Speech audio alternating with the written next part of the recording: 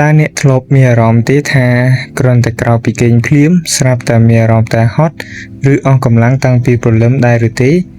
មនុស្សភាគច្រើនចំណាយពេល2ទៅ3ម៉ោងដំបូងក្នុងសកម្មភាពស្ពឹកស្រពន់និងពង្វាយរង្វាន់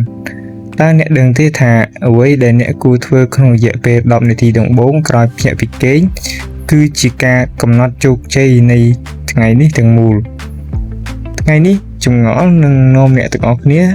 ទៅដឹងពីការរៀបចំខ្លួនបែបវិទ្យាសាស្ត្រដើម្បីដាស់ខួរក្បាលឲ្យ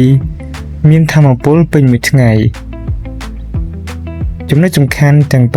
5ចំណុចសំខាន់ទី1បញ្ឈប់ការឆែកទូរស័ព្ទភ្លាមនៅពេលអ្នកទើបតែភ្ញាក់ខួរក្បាលរបស់អ្នកស្ថិតក្នុងរលកហេតានិងអាផាដែលជាស្ថានភាពសម្រាកនិងមានភាពច្នៃប្រឌិតខ្ពស់ប្រសិនបើអ្នកបើក Facebook ឬ TikTok ភ្លាមអ្នកកំពុងបង្ខំឲ្យខួរក្បាលលោតទៅរកការងារនិង stress ដោយមិនដឹងខ្លួនវានឹងធ្វើឲ្យអ្នកបាត់បង់ការផ្ដោតអារម្មណ៍ពេញមួយថ្ងៃចូលទុកពេលឲ្យខួរក្បាលភ្ញាក់ដោយស្ងប់ស្ងាត់យ៉ាងហោចណាស់15នាទីទៅ20នាទីចំណុចទី2ការផ្ដល់ជាតិទឹកដល់រាងកាយក្នុងកំឡុងពេលគេង7ទៅ8ម៉ោងរាងកាយរបស់យើងមិនបានទទួលជាតិទឹកទេដែលធ្វើឲ្យយើងខ្វះជាតិទឹកជាមធ្យមការផឹកទឹកមួយកែវធំប្រហែល250ទៅ300មីលីលីត្រភ្លាមក្រោយពីគេងនឹងជួយដាស់ប្រព័ន្ធរំលាយអាហារកម្ចាត់ជាតិពុលនិងជួយឲ្យឈាមរត់បានល្អដល់ខួរក្បាលបើអាចបន្ថែមក្រូចឆ្មាបន្តិចវានឹងជួយឲ្យរាងកាយកាន់តែស្រស់ថ្លាចំណុចសំខាន់ទី3គឺបង្កើនអុកស៊ីហ្សែននិងចរន្តឈាមក្រោយពេលដេកស្ងៀមជាច្រើនម៉ោងសាច់ដុំរបស់យើងនឹងមានភាពតឹងណែនការចំណាយពេលត្រឹម5នាទីដើម្បីពុតខ្លួនឬដកដង្ហើមវែងៗនឹងជួយបញ្ជូនអុកស៊ីហ្សែនទៅកាន់កោសិកាខួរក្បាលវានឹងជួយបំបត្តិអាការៈស្ពឹកក្បាលនិងធ្វើឲ្យអ្នកមានអារម្មណ៍ថាខ្លួនឯងស្រាលស្រឡះចំណុចសំខាន់ទី4គឺពន្លឺព្រះអាទិត្យនិងនាឡិកាជីវសាស្ត្រចូលព្យាយាមចេញទៅក្រៅឬបើកបង្អួចឲ្យពន្លឺថ្ងៃប៉ះភ្នែករបស់អ្នក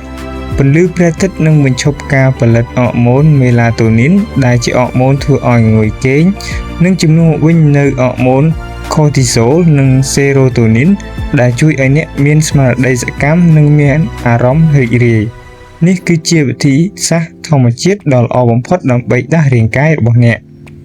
ចំណុចសំខាន់ទី5គឺរៀបចំគ្រែគេង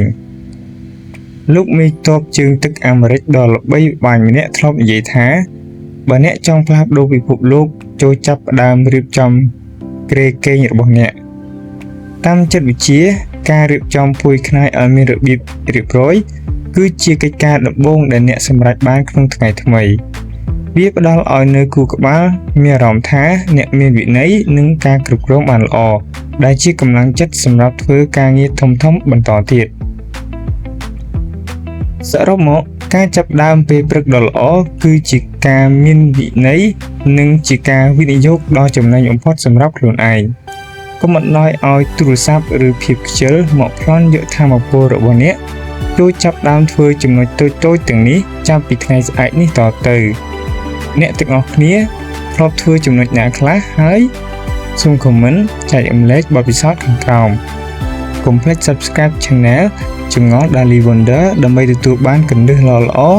រៀងរាល់សប្តាហ៍សូមអរគុណនិងសូមជម្រាបលាជួបគ្នានៅវីដេអូក្រោយ